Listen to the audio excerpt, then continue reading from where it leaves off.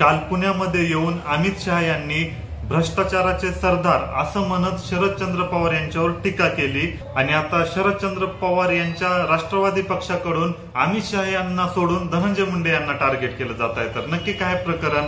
तर विधानसभेच्या निवडणुकीच्या अगोदरची प्लॅनिंग म्हणून बीजेपीचा इंटरनल एक कार्यक्रम पुण्यामध्ये आयोजित करण्यात आलेला होता। त्या ठिकाणी अमित शहा यांनी येऊन महाविकास आघाडीवर चौफेर टीका केली आणि सगळ्यात जास्त घणाघाती कोणावर आरोप केले तर ते शरदचंद्र पवार यांच्यावर।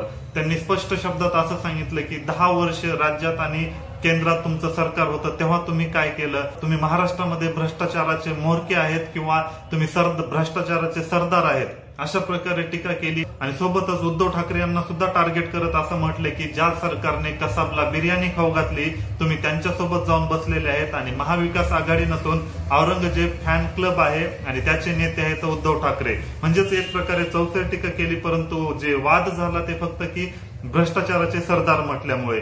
मग आता अजित पवारांची राष्ट्रवादी यांच्याकडून काय काय उत्तर येतात याकडे सगळ्यांचंच लक्ष लागलं होतं आणि अशातच धनंजय मुंडे यांना जेव्हा प्रतिक्रिया विचारण्यात आली आणि धनंजय मुंडे यांनी जे उत्तर दिलं त्याच्यावरून धनंजय मुंडे यांच्यावर टीका होत आहे। तर धनंजय मुंडे यांनी काय उत्तर दिलं होतं की अमित शहा तथ्य असल्याशिवाय बोलणार नाहीत। आता मला जास्त काही माहिती नाही, परंतु अमित शहा तथ्य असल्याशिवाय बोलत नाहीत, म्हणजेच एक प्रकारे धनंजय मुंडे यांनी पण अमित शहा जे बोलले ते बरोबर आहेत अशा प्रकारचं उत्तर दिलं आणि याच कारणामुळे आता अमित शहा सोडून धनंजय मुंडे यांना टार्गेट केलं जात आहे। म्हणजेच तुम्हाला उपकाराची जाणीव नाही अशा प्रकारचे किंवा वेगवेगळे शरदचंद्र पवार पक्षाचे नेते धनंजय मुंडे यांच्यावर टीका करत आहेत तुम्ही असं म्हणू शकता।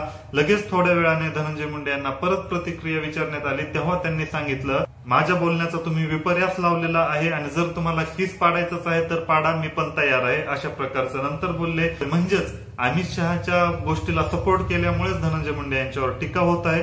सोबतच अजित पवार यांना पण हा प्रश्न विचारण्यात आला तर अजित पवार यांनी स्पष्ट शब्दात नकार दिला किंवा नो कमेंट्स म्हणून तो विषय टाळला, म्हणजे कसल्याच प्रकारचं त्यावर त्यांनी भाष्य केलं नाही। परंतु जेव्हा अमित शहानी भ्रष्टाचाराचे सरदार म्हटले तेव्हा खूप जणांचं लक्ष अजित पवार राष्ट्रवादीचे नेते काय काय उत्तर देतात याकडेच लागलं होतं आणि यामध्ये फक्त टार्गेट केलं जात आहे धनंजय मुंडे यांनाच। पण खरंच धनंजय मुंडे यांना टार्गेट केलं जात आहे। आता मेन गोष्ट बोललेतच कोण? अमित शहा।